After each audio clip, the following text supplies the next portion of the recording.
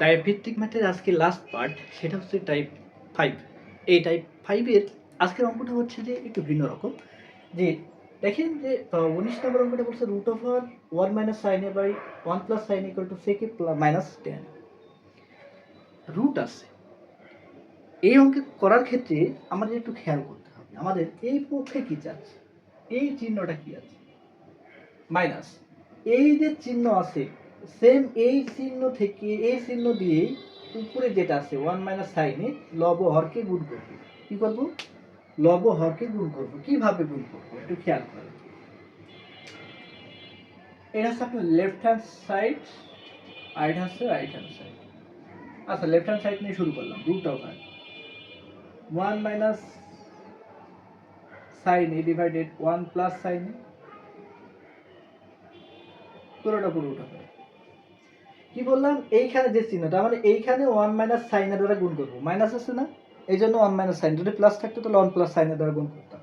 তাহলে দেখেন 1 মাইনাস সাইনের দ্বারা রুট ওভার উভয়কে গুণ করি, 1 মাইনাস সাইনে গুণ 1 মাইনাস সাইন, লবকে গুণ করা শেষ, এবার হরকে গুণ করি, 1 প্লাস সাইনে আপনার হর, এই এর সাথে গুণ করবে 1 মাইনাস সাইন।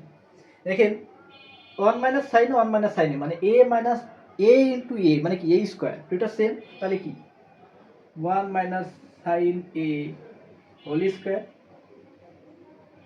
এরপরে কি পুরোটা পুরোটা ভার আছে, নিচে a plus b into a minus b, a plus b into a minus b এর সূত্রটা কি ছিল, a plus b into a minus b এর সূত্র ছিল a square minus b square, তাহলে 1 মাইনাস সাইন স্কয়ার।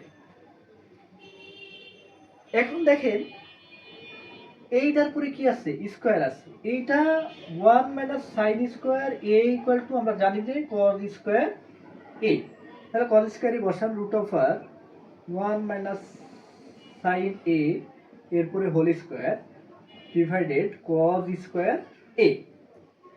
দেখেন তো ভাইয়া, এইটার পরে স্কয়ার আছে, এইটার পরে স্কয়ার আছে, তারপর আছে কি রুট, তার মানে রুট এবং বর্গ যদি একই সাথে থাকে তাহলে কি উঠে যায়, তাহলে রুট বর্গ উঠে গেল, তাহলে 1 মাইনাস সাইনে থাকে আর নিচে থাকে হচ্ছে কি শুধু cos এ। দুইটা এখন সেপারেট করে নেন, দেখেন এইটারও হর cos এ, এইটারও হর cos এ, তাহলে হর দুটাকে সেপারেট করে নিলাম, 1 by cos a minus sine a by cos a. এখন এইখানে দেখেন 1 বাই cos এ সমান আমরা জানি 1 by cos a equal to কত, sec a, 1 by cos a equal to sec a minus sin a by cos a equal to tan a, sin a by cos a equal to tan a। এইটা হচ্ছে আপনার এই অঙ্কের সমাধান, তার মানে এইটা হচ্ছে রাইট হ্যান্ড সাইড। দেখেন তো আপনার লেফট হ্যান্ড সাইড সমান রাইট হ্যান্ড সাইড মিলেছে কিনা, এই যে লেফট হ্যান্ড সাইড এটা ছিল, রাইট হ্যান্ড সাইড এটা হয়েছে, এই যে দেখেন এটা হয়েছে।